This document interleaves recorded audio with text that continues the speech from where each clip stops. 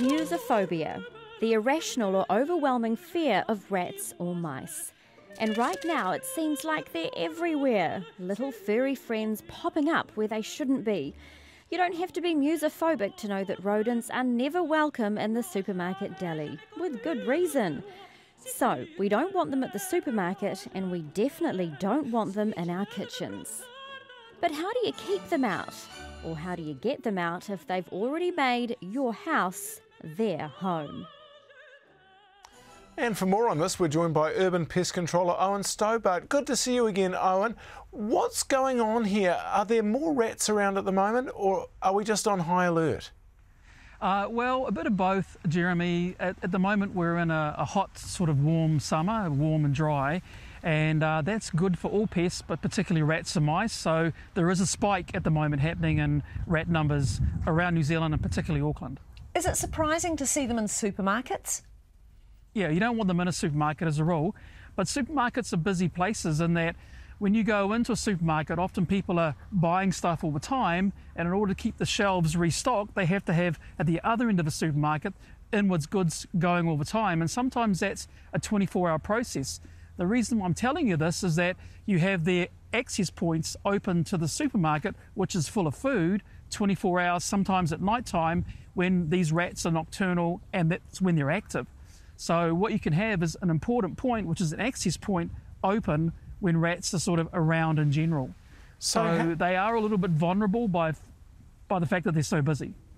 Oh, and I'm a little bit interested in the food safety aspect. I mean, if there was a mouse that had got into a bag of rice in my pantry, I'd be tempted to use the rest of the bag of rice.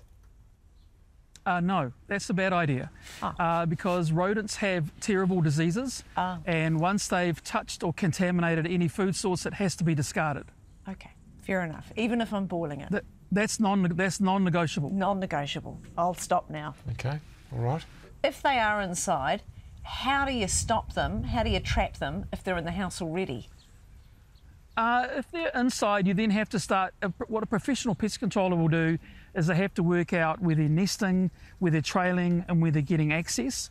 And from there, you can go ahead and put your controls, whether it's snap traps or bait stations, on those three key areas. But you need to work out where the key areas are first, because the best control in the world in the wrong spot just won't work. Okay, Owen, I've seen a rat. It's in my house. It's run into the corner of a room. Is that a good idea to corner a rat?